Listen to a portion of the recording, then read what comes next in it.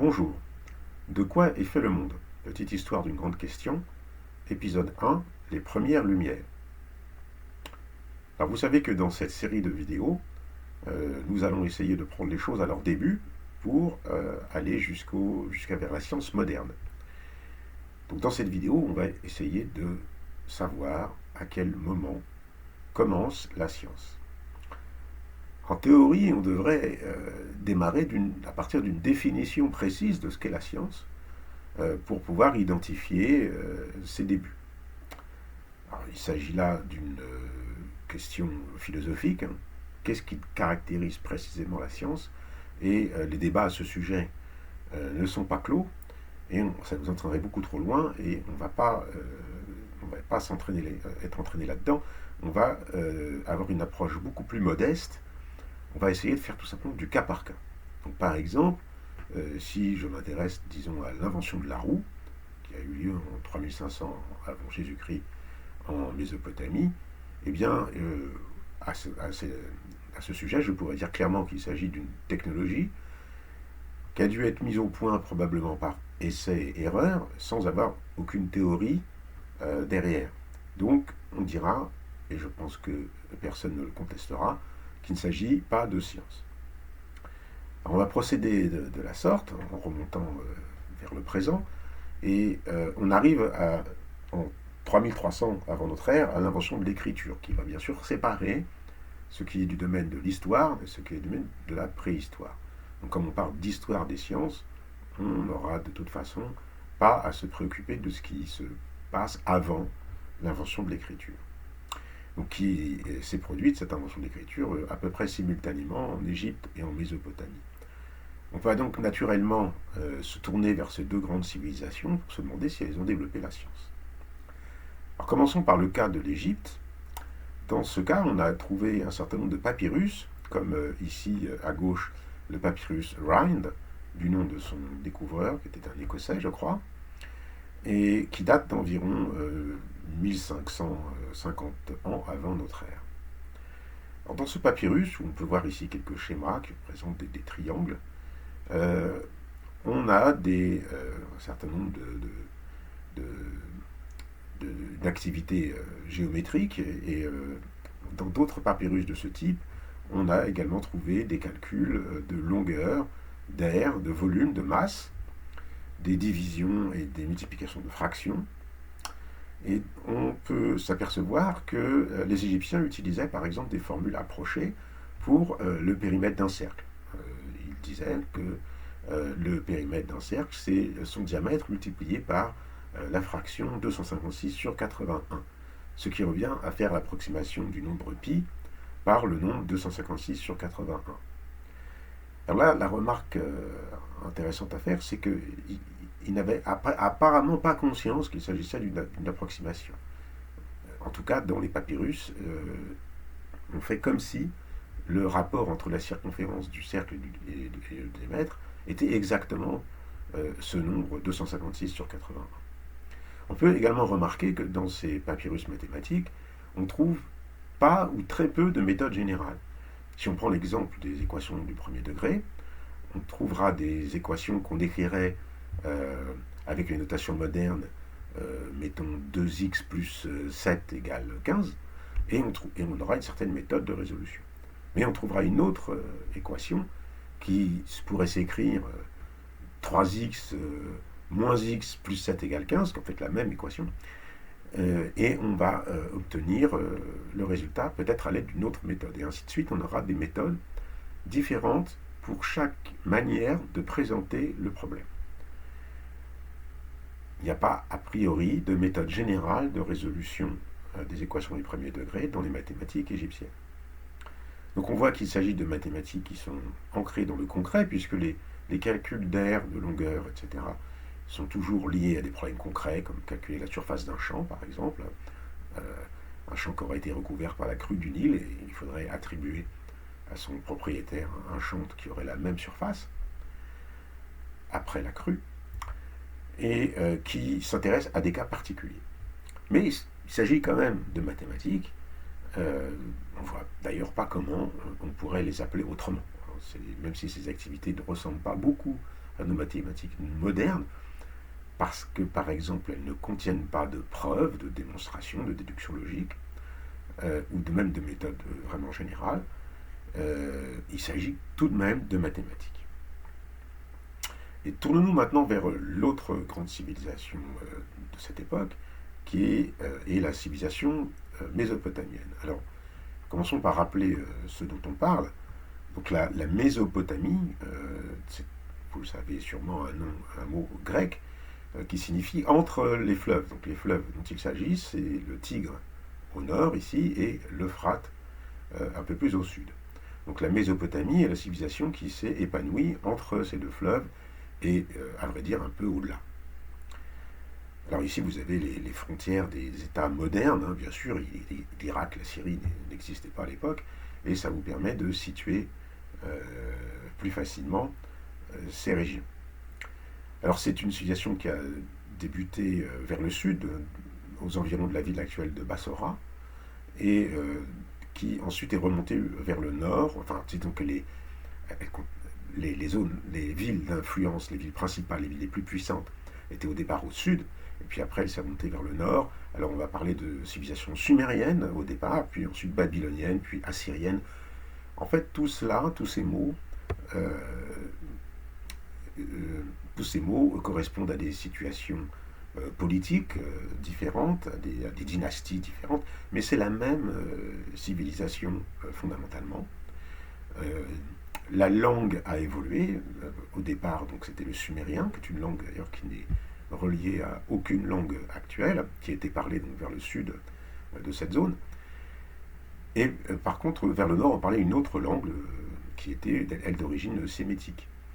Et cette langue-là, la langue sémitique, qui est devenue la langue la plus courante et qui s'est répandue, et la langue sumérienne, elle, est devenue une langue morte, mais qui était toujours utilisée, notamment dans les rituels religieux. Donc, et ça, jusqu'à la fin de la période, jusqu'à la fin de la civilisation mésopotamienne. Donc ça prouve bien qu'il s'agit bien d'une seule zone civilisationnelle, même si elle a connu différents avatars, disons. Alors c'est une très longue histoire, hein, puisqu'on démarre en 3700 avant Jésus-Christ environ, et on s'arrête au 6e siècle avant Jésus-Christ avec l'arrivée des Perses et la domination perse dans cette région. Alors concernant la science, on va commencer par parler de mathématiques, et on va se demander si on peut parler d'une science mésopotamienne. Alors les Mésopotamiens utilisaient un système de représentation des nombres qui était un système positionnel, comme le nôtre. Par exemple, si je prends ce nombre ici, à 7289, le 7, qui ici ne veut pas dire 7, il représente le 7000, puisque le 7 se trouve en quatrième position à partir de la droite. Donc c'est ça qu'on appelle une numération de position. Alors, les Babyloniens utilisaient le même type de système, à ceci près que leur base n'était pas comme nous la base 10, mais une base 60, ce qui est très original dans les différentes civilisations. Il n'y a pas d'autre exemple, à ma connaissance, de civilisation ayant utilisé la base 60. Alors c'était un système un peu mixte entre base 60 et base 10, hein. D'ailleurs un peu comme ce qu'on trouve en français, puisqu'on a des traces d'un système de base 20 en français, puisqu'on dit par exemple 80 au lieu de dire octante, et on dit 90 plutôt que 90. Et on a donc comme ça 90, quelque chose qui est un mixte qui est un mélange entre une base 20, 80, et une base 10, 90. Il y avait quelque chose de similaire dans la numération babylonienne. Alors ils n'avaient pas de zéro, ils représentaient des chiffres donc jusqu'à 60, jusqu'à 59 en fait, en utilisant le système mixte base 10. Mais il n'y avait pas de symbole spécifique pour l'absence de chiffres. Si vous voulez, ils utilisaient simplement un espace, ou parfois un point. C'était tout de même un système beaucoup plus moderne et beaucoup plus efficace que, par exemple, le système utilisé bien plus tard par les Romains. On sait bien qu'il est impossible de faire des additions ou des multiplications en utilisant les chiffres romains, alors que c'est tout à fait possible, et c'est même très similaire à ce que nous pouvons faire, nous, avec notre système décimal, à l'aide du système qu'on appellera babylonien. On trouve également dans les mathématiques babyloniens des calculs d'intérêt composé. Ils avaient une connaissance tout à fait claire de la propriété de Pythagore. Et d'ailleurs, on a ici un exemple très fameux de tablette babylonienne. Alors, vous savez que les Babyloniens donc, utilisaient des tablettes d'argile, comme ça, dans lesquelles ils écrivaient à l'aide d'un stylet, lorsque l'argile était fraîche, donc ça faisait des petits coins, et leur écriture, ça a donc pris le nom d'écriture cunéiforme. Donc là, vous avez ici des symboles qui sont en fait des symboles cunéiformes pour des nombres. 1, 24, 51, 10, vous voyez que ces nombres sont tous inférieurs à 60, puisqu'en fait on est en base 60. Et là, on est en train d'écrire en fait le développement en base 60 d'un certain nombre. Et il se trouve que ce nombre, eh bien, c'est la racine carrée de 2. C'est-à-dire, c'est la longueur de la diagonale de ce carré. Alors, si le carré lui-même a un côté égal à 1. Alors là, on a donc des mathématiques qui sont quand même assez élaborées, hein, puisqu'on a un développement, on a une représentation, une approximation de racine de 2. Et on a, bien sûr, comment on peut obtenir une telle approximation, mais c'est en utilisant le théorème de Pythagore. Cependant, il faut remarquer que ce théorème, il n'avait pas de preuve, ou du moins, on n'a pas de trace qu'ils en aient eu une preuve, ou qu'ils en aient fourni une preuve. Alors, on va peut-être aller encore un peu au-delà dans la sophistication mathématique, puisque les Babyloniens étaient capables de résoudre des équations de degré 2. Par exemple, sur certaines tablettes, on trouve des problèmes de ce type. C'est un savant babylonien qui parle et qui dit « J'ajoute l'air et le côté de mon carré. 3 quarts. » Sous-entendu, j'ai trouvé 3 quarts. Et ensuite, il y a une suite d'instructions pour résoudre ce problème. Donc, c'est-à-dire retrouver le côté du carré. Écrit 1. Multiplie par 1 demi. Donc, on passe de 1 à 1 fois 1 demi. On met au carré, on rajoute 3 quarts, on trouve 1. 1 est le carré de 1, et on soustrait 1 demi. On trouve 1 demi. Et 1 demi, et la réponse, c'est le côté du carré. Alors si on suit ce qu'on a fait dans ces étapes-là, eh bien on a résolu une équation du type ax carré plus bx égale c, donc une équation de second degré, par les étapes suivantes. Donc on est parti de b, donc b ici vaut 1, puisque l'air plus le côté, donc c'est x carré plus x, égale 3 quarts. Donc dans cet exemple, A et B sont égaux à 1, et C est égal à 3 quarts. Donc on part de 1, on divise par 2, on met au carré, on ajoute 3 quarts, c'est-à-dire qu'on ajoute C, on tombe sur un nombre Z, dont on prend la racine carrée, et on soustrait B sur 2, et on trouve X. Et vous pouvez vérifier, à l'aide de la formule que vous connaissez bien, avec le discriminant, qu'on tombe bien, comme ça, sur la solution positive, lorsqu'elle existe, de cette équation. Alors faites attention que le C, ici, il est à droite et non pas à gauche, comme on a l'habitude de l'écrire aujourd'hui. C'est une méthode tout à fait générale, c'est-à-dire qu'on a d'autres exemples, avec d'autres nombres, mais c'est la même méthode, c'est le même algorithme qui est utilisé pour trouver la réponse, contrairement à ce qui pouvait se produire dans les mathématiques égyptiennes, qui, vous voyez, étaient à peu près à la même époque, même peut-être un peu après, mais n'avait pas de méthode aussi générale et aussi élaborée, puisqu'on n'a pas de résolution d'équations de second degré dans les mathématiques égyptiennes. Donc là, on est à un niveau quand même supérieur, et il faut également noter que l'opération qui est faite dans cet exercice, c'est ajouter l'aire et le côté d'un carré. Et ça, c'est quelque chose qui n'a pas d'interprétation géométrique. A priori, c'est bizarre d'ajouter une aire et un côté. C'est quelque chose, par exemple, que les mathématiciens grecs, qui arriveront bien après, se refuseront à faire, à part peut-être Diophante, d'ailleurs, dont on parlera juste après. Donc, il y a des mathématiques très sophistiquées. Alors, donc, j'ai parlé de Diophante parce que c'est un mathématicien grec je crois, du 2e, 3e siècle après Jésus-Christ, mais qui s'est inspiré très clairement des mathématiques babyloniennes pour les problèmes qui l'intéressaient, des problèmes de type arithmétique et algébrique. Et les mathématiques babyloniennes ont également eu une influence sur un astronome et mathématicien grec qui s'appelait Hipparque, et un autre qui s'appelait Ptolémée, notamment dans leur utilisation de la numération de position et de la base 60. Et d'ailleurs, c'est à travers donc, ces mathématiciens et astronomes grecs, les mathématiques babyloniennes survivent jusqu'à nos jours, puisque notre division d'une heure en 60 minutes, d'une minute en 60 secondes, est directement issue de la base 60 utilisée par les Babyloniens.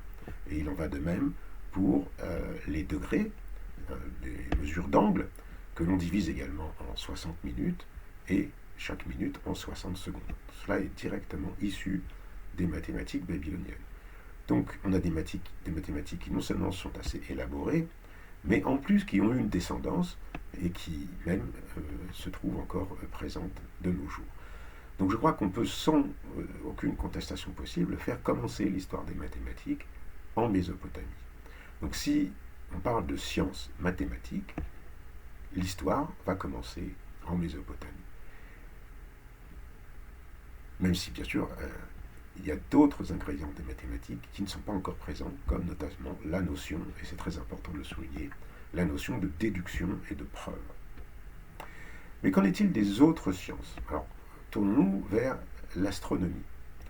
Alors, les Babyloniens ont également une longue tradition, très longue, d'observation des astres à l'œil nu, et ils notaient la position des étoiles et des planètes dans des catalogues d'étoiles avec des positions. On en a retrouvé qui datent de à peu près 1000 ans avant notre ère. Sur la base de ces observations, qui avaient été réalisées par des générations successives d'astronomes, donc ils avaient des données sur de très longs temps, ils ont pu observer un certain nombre de cycles, et grâce à ces cycles, donc aux périodes de ces cycles, ils s'étaient aperçus que des phénomènes se répétaient et qu'il était donc possible de les prédire.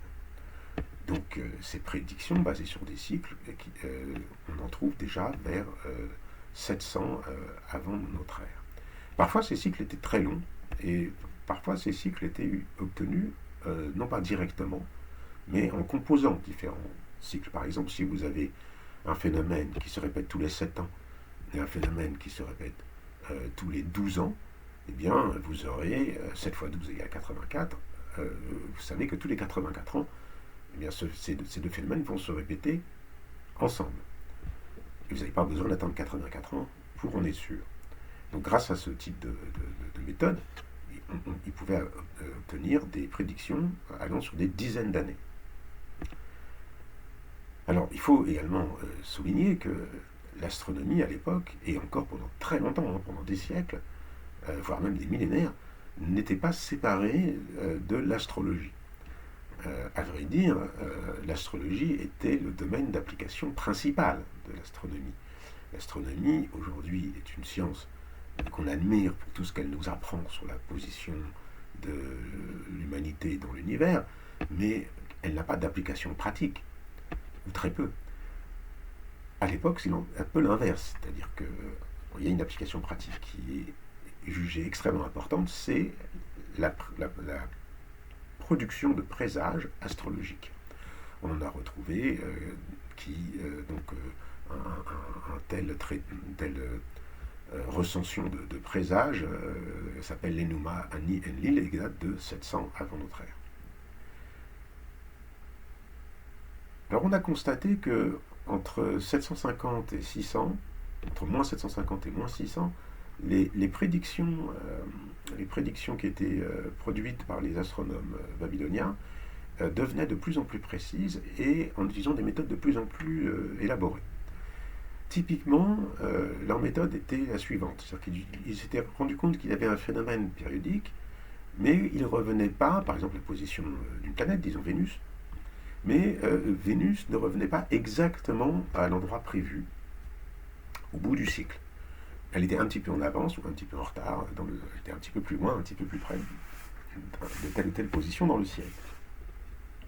Donc on avait un phénomène qui se répétait, mais avec une petite erreur, et donc on pouvait ainsi corriger à l'aide d'une correction qui était elle-même périodique. Et donc mathématiquement, on pourrait dire qu'on additionne deux fonctions périodique, une fonction qui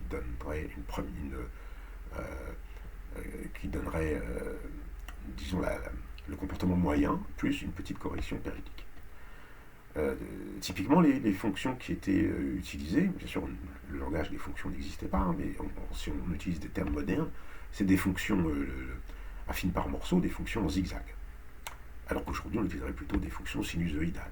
Alors certains ont vu là-dedans la préfiguration d'un développement en série de Fourier, parce qu'effectivement, si on ajoute une fonction sinusoïdale, puis une fonction sinusoïdale de plus petite amplitude, on est en train de faire le début d'un développement en série de Fourier. Bon, il ne faut pas exagérer, hein, c'est plus quelque chose de l'ordre du bricolage que de la théorie mathématique. Alors, peut-on y voir une révolution scientifique? La thèse a été soutenue. Je pense qu'elle est un peu exagérée. D'abord parce que cette élaboration, cette poussée de la sophistication dans les calculs astronomiques babyloniens est arrivée vraiment vers la fin de la période. Donc elle est restée sans postérité. Alors vous me direz, c'est pas un argument, mais en général, quand on a une révolution scientifique, elle porte ses fruits et on a une foule de développements qui en est issue. Or, c'est pas du tout le cas, c'est plutôt un aboutissement de quelque chose et pas un point de départ. Et je crois qu'il faut plutôt y voir une forme d'exercice de style mathématique, hein, une espèce de démonstration de force, hein, pour arriver à une précision qui d'ailleurs n'était pas utile du tout pour les prédictions astrologiques qui en étaient tirées. Donc c'est une sorte de bricolage qui montrait la dextérité des astronomes et mathématiciens babyloniens. Alors peut-on conclure sur l'apparition de la science en Mésopotamie? Alors concernant les mathématiques, je pense qu'on peut dire oui, comme je l'ai dit précédemment, sans conteste, les mathématiques en tant que science sont apparues en Mésopotamie. Concernant l'astronomie, comme on vient de le voir, la situation est plus complexe. Je crois qu'on peut dire qu'on est dans une sorte de zone grise. On a une activité astronomique avec des relevés, ça fait partie de l'astronomie, des prédictions, et on essaye de coller aux données à l'aide d'un modèle mathématique, mais il n'y a pas de modèle physique derrière. Il n'y a pas de notion, de modèle mécanique du déplacement des planètes. Il n'y a pas de questionnement d'ailleurs, apparemment, sur ce que sont ces planètes. Alors là, je parle tout de même avec précaution parce que, d'abord, je ne suis pas un spécialiste, et puis, même les spécialistes n'ont pas encore dit leur dernier mot. Il y a des centaines de milliers, je dis des dizaines de milliers, mais en fait, c'est même des centaines de milliers de tablettes qui restent à déchiffrer, donc on n'est peut-être pas au bout de nos surprises. Donc on va dire qu'en astronomie, on est un peu dans une zone grise. On a une activité astronomique pré-scientifique, disons. Concernant la physique, il n'y a pas de traces de questionnement sur des lois de la nature, ou sur la question qui nous intéresse dans cette série, c'est de quoi est fait le monde, qu'est-ce que la matière. Ce type de questionnement, en tout cas, ne nous est pas parvenu, du moins à ma connaissance, à partir de la civilisation mésopotamienne. Alors, cela pose bien sûr la question, où et quand ce type de questionnement sur la nature, donc de questionnement d'ordre physique, où et quand sont-ils apparus? Eh bien, nous en parlerons dans la prochaine vidéo. Je vous remercie de m'avoir écouté, j'espère que ça vous a plu. N'hésitez pas à me dire ce que vous en avez pensé dans les commentaires, et à aller voir les liens que je vous propose pour aller plus loin sur cette question. À bientôt.